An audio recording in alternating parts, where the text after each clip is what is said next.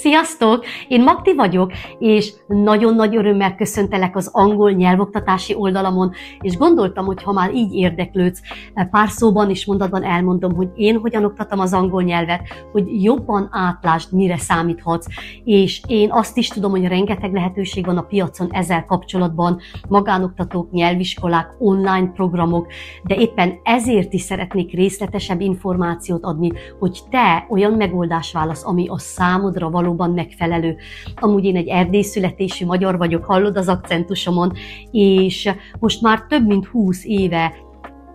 eléggé intenzíven foglalkozom az angol nyelvoktatással, és annyit elmondhatok, hogy én nagyon-nagyon sok jó döntést hoztam az életemben, de az egyik legjobb döntés az volt, hogy mindent beleadva megtanultam az angol nyelvet, anyanyelvi szinten, helyesen és folyékonyan, és ezért is bíztatlak, mert én akkor nem tudtam, hogy ennyi ajtót, ennyi lehetőséget kinyit nekem, csak ez az egy dolog, hogy én megtanulom ezt a világnyelvet, ezért mindenképpen bíztatlak, és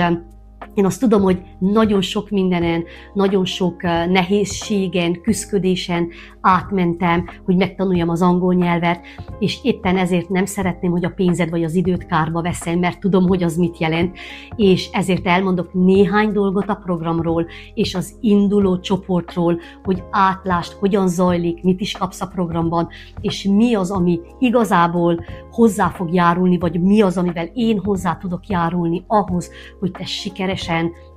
megértsd, megtanuld, beszéld folyékonyan, helyesen és anyanyelvi szinten az angol nyelvet, vagyis igazából angolul gondolkodjál, ha angol nyelvet tanulsz, és ne magyarul. De különösen azt szeretném nektek elmondani, hogy én hogyan oktatok, vagy mi van a programban. És úgy gondolom, hogy ha megvan neked ez az információd, te így egy tudatos döntést tudsz hozni arról, hogy ez a program neked való vagy sem, mert ugye a nap végén te szeretnéd megtanulni az angol nyelvet, én pedig azért vagyok itt, hogy segítsek neked ebben, de viszont azt fontosnak tartom, hogy te úgy érezd, hogy ez a program neked szól.